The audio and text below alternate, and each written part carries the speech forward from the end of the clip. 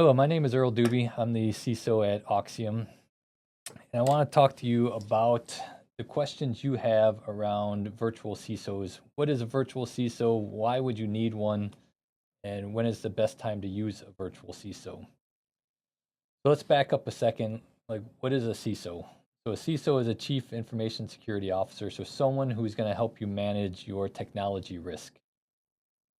And the virtual piece of it means this is someone that's going to help you manage that risk without actually being an employee of yours. So you're going to basically get a fraction of a CISO. And why is that important? Well, the main reason why that's important is because a CISO in today's market costs between $250,000 to $400,000 a year. Many small businesses can't afford to have an employee on staff making that kind of money. So what you'll do is you will get someone for maybe 10 hours a week or some fraction of time that will help you manage your risk, look at your environment, know your environment, be able to give you strategic advice, but doesn't necessarily put that cost load on your balance sheet. So, I've been working in this business for a long time, and the number one thing that you really need to account for when you want to take on a virtual CISO. So you've had the forethought to understand that you have technology risk. You just don't know what to do about it. And like in today's environment, who doesn't, have some confusion around technology risk with all the breaches and ransomware and all the different things we hear about in the news every day. If you're just trying to run your business, service your clients, keep your factories running, trying to understand all the ins and outs of the latest ransomware strain is probably not top of your list, but someone in your organization should be on top of these things and giving you strategic advice about technologies to put in place or practices to change in your company to protect yourself better from these risks. That's where the CISO comes into play. So, like I was saying, the number one thing that you should be looking for when you want to bring on a CISO is trust. You need to trust this person. You need to make sure that you are going to get sound advice, that they are going to give you advice that's pertinent to your company and not just come in with a bunch of boilerplate things to do that may or may not even be applicable to your organization. So you really need to vet out who your CISO is. And I would say the number one way to do that is to look at their experience. Has this person been a CISO before? A lot of current people that are trying to become virtual CISOs or out there offering themselves as virtual CISOs have in fact been CISOs in large companies.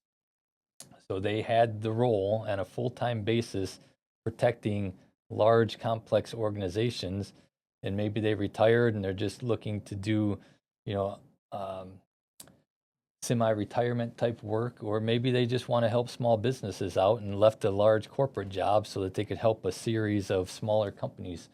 Those are the kind of people that you're looking for. They've done it, they've been there. They're not just somebody that went out and got a certificate and now they're trying to offer themselves up as a virtual CISO. You really want someone who's been in the trenches, has dealt with the complexities, and can handle, managing that risk. And the value in doing that is, one, when they give you advice, you can count on it because time is money. And when someone gives you a piece of advice, you don't want to have to spend weeks trying to figure out if they're giving you good advice or not. You want to be able to just say, like, oh, okay, that's something we need to do. Let's put that into play. The other piece of it is, it's really much more cost effective if you have someone that understands the technology that you have, isn't trying to add unnecessary technology to that portfolio, and so they're actually looking at everything you have and optimizing your technology so that you're getting the best value for the money you're spending. The other thing that a virtual CISO brings you is a very specific skill set. So, if you're a manufacturing company, there are people out there that have just been CISOs at manufacturing companies, and they can come in and quickly assess your environment and, tell you where you can improve some things and upgrade where you need to. Whereas if you're a dentist office or a legal firm, there are people that have been CISOs in law firms that understand how to come in and quickly make those assessments. So, you really want to look at who your CISO is and understand that they know what they're talking about. The other thing that's really important is just the flexibility that they have. So some people are very rigid in the way that they approach security, and that sometimes works in large corporate environments where there's a lot of structure in place. But when you get into small, mid-sized companies, you really have to be much more flexible about how you're approaching your recommendations and how you're approaching risk and risk management. The risk tolerances are different. So just do the due diligence, get comfortable with the person that you're trying to hire as a virtual CISO, but just make sure that you trust them and that they have the credentials to come in and actually give you sound advice. So with that, if you have any other questions, reach out to me and I'm happy to have a conversation with you. Other than that, I'll see you on the next episode. So stay safe out there. Thanks.